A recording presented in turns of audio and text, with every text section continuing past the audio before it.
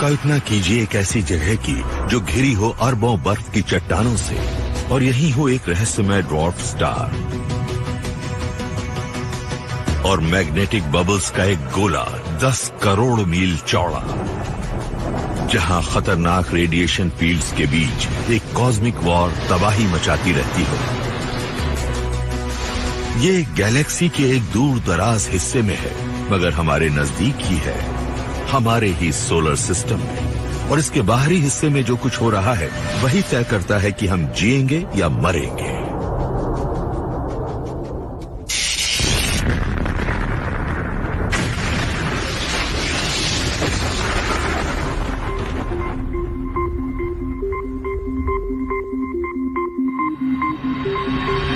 पिछली सदी के दौरान यूनिवर्स के बारे में हमारी समझ में जबरदस्त बढ़ोतरी हुई है।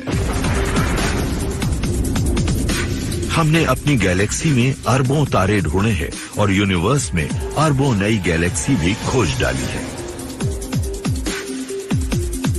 हमने ब्लैक होल्स में से कॉस्मिक जेट्स निकलते देखे हैं, फटते हुए डेथ स्टार्स, और दूर दराज सोलर सिस्टम्स में हमने नए प्लैनेट्स भी देखे हैं। लेकिन जब बात आती है हमारे अपने कॉस्मिक जिप कोड की, तो हम इसके बारे में बहुत कम ही जानते हैं। हम स्पेस को स्टडी करते हैं और हमारे सबसे करीब है हमारा सोलर सिस्टम, तो इसे ही हमें सबसे अच्छे ढंग से समझना चाहिए। लेकिन शायद हमने ऐसा करने की अभी शुरुआत ही की है। हम उसके बारे में ज्यादा कुछ नहीं जानते। ये सोलर सिस्टम हमारा घर है, ये हमारा पड़ोस है, पर शायद आपको ये जानकर हैरानी हो कि हमें ये भी नहीं मालूम कि इसका दायरा कितना है। बचपन में मुझे सिखाया गया था कि जहाँ प्लैनेट्स हैं वहीं तक सोलर सिस्टम है, तो उस समय प्लूटो सबसे दूर वाला प्लैनेट था, यानी सोलर सिस्टम बस वहीं तक था। पर पता चला कि ये बात तो बिल्कुल गलत है। अगर आप सोचते हैं कि जहाँ तक प्लैनेट्स हैं वहीं तक सोलर सिस्टम है, यानी जहाँ नेपच्यून और प्लूटो हैं, तो मेरा मानना है कि आप काफी कुछ मिस कर रहे हैं। हमें अभी अभी एक हैरत अंगेज बात पता चली है। जहां हमारे प्लैनेट्स खत्म होते हैं, 90% से ज्यादा हमारा सोलर सिस्टम वहां से शुरू होता है। जब तक सूरज की रोशनी वहां तक पहुंचती है, बहुत कमजोर हो चुकी होती है। लेकिन हम जानते हैं कि वहां कुछ है जहां से पृथ्वी पर मेहमान आते रहते हैं। ये हैं कॉमेट्स।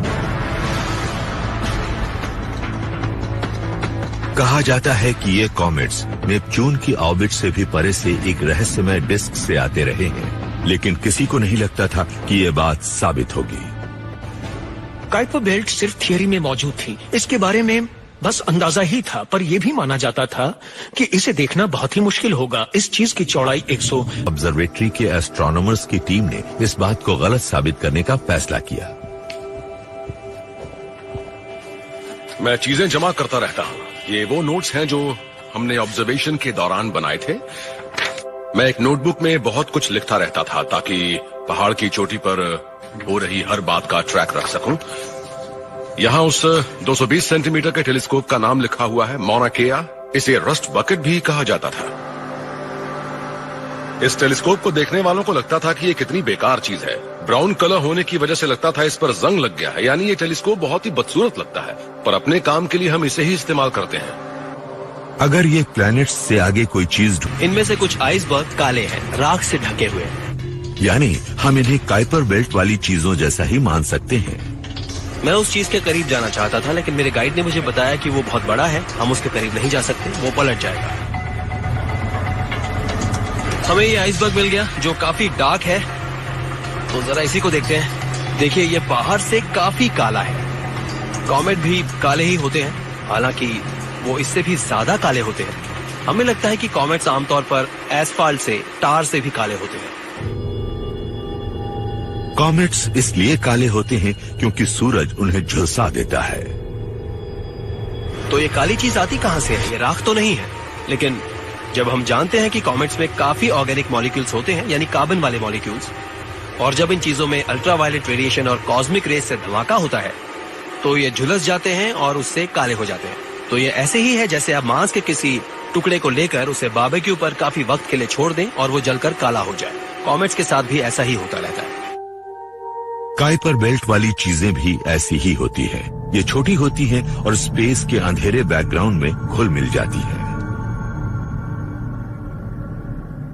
इन चीजों की स्टडी के साथ दिक्कत यह है कि इनको देखना बहुत ही मुश्किल होता है। इसके लिए बहुत बड़े टेलीस्कोप की जरूरत पड़ती है।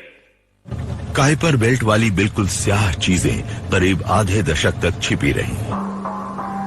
फिर गर्मियों की एक रात ज्वेट और उनकी टीम को कुछ नजर आया और बस उसके बाद सोलर सिस्टम हमेशा के लिए बदल गया। ये वो लॉग शीट और वो नोट्स हैं जो हम ऑब्जर्वेशन के दौरान बनाते हैं।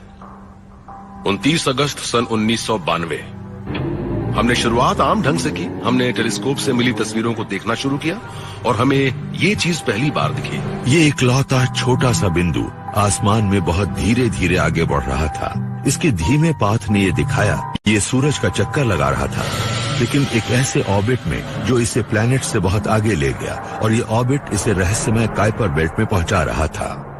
ये आसमान में बहुत धीमी रफ्तार से आगे बढ़ रहा था, इसीलिए ये बहुत दूर था। इसकी धीमी रफ्तार की वजह से हम फौरन जान गए कि ये तब तक सोलर सिस्टम में दिखने वाली सबसे दूर वाली चीज थी। यहाँ इस नोट में लिखा है SMO, स्लो मूविंग ऑब्जेक्ट, साथ में क्वेश्चन मार्क भी बनाया हुआ है। यानी ये काइपर बेल्ट की डिस्कवरी थी जो 3 अक्षरों में लिखी थी। पलक झपकते ही काइपर बेल्ट एक असलियत बन गई और हमारा सोलर सिस्टम भी 2 गुना बड़ा बन गया।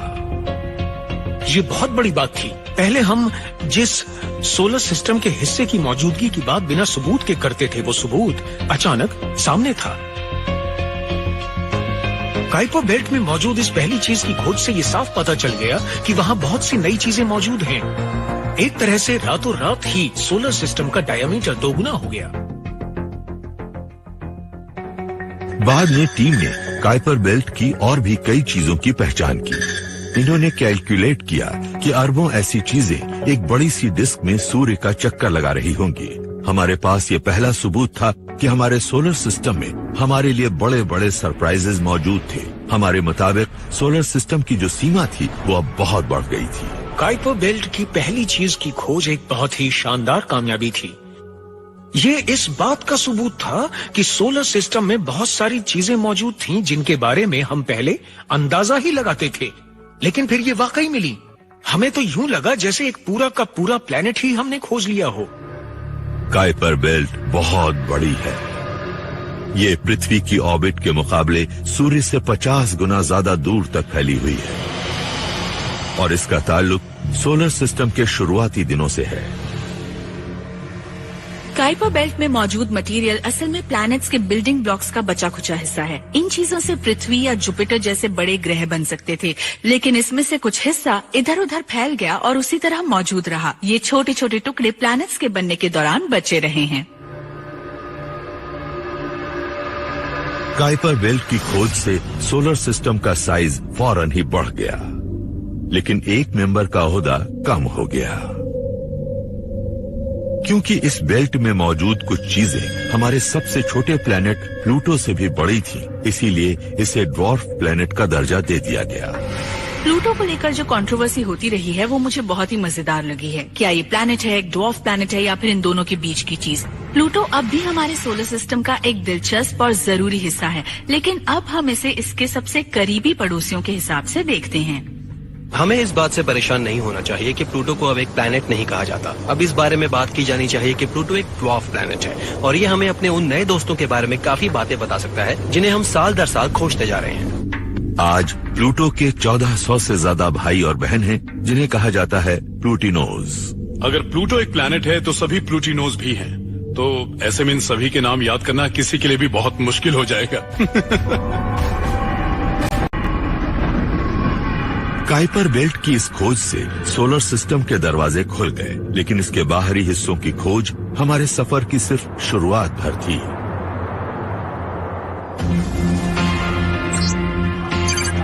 काइपर बेल्ट बहुत बड़ी है, लेकिन अगर आप सोचते हैं कि काइपर बेल्ट का छोर ही हमारे सोलर सिस्टम का छोर है, तो फिर ये आपकी सोच से कहीं ज्यादा बड़ा है।